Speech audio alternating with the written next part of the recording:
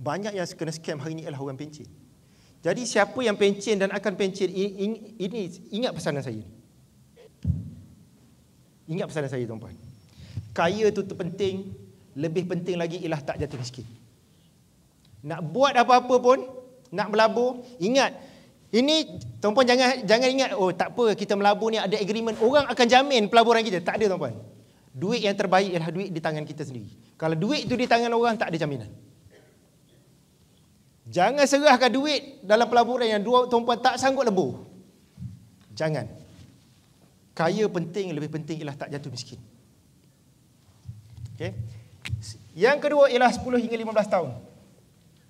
10 hingga 15 tahun tuan-puan boleh makan gaji dan tuan-puan kena cari extra income. Buat bisnes. Tuan-puan nak buat saving. Kalau gaji kecil, kalau nak buat saving, kita kena potong pembelanjaan tau. Nak potong pembelanjaan dia ada limit. Kita tak boleh potong pembelanjaan 100%. Macam mana nak naikkan saving dengan cepat? Kena tambahkan, kena cari extra income. Extra income tak ada limit, tuan-puan. Berapa besar income tuan-puan nak buat tak ada limit.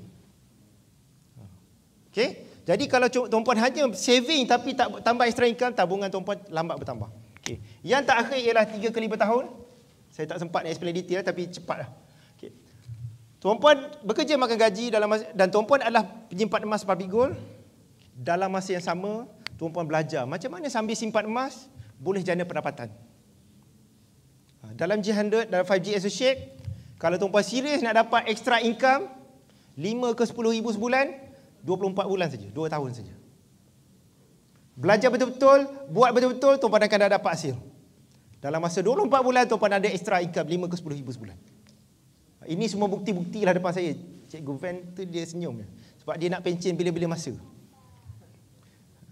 Passive income dia pun dah besar.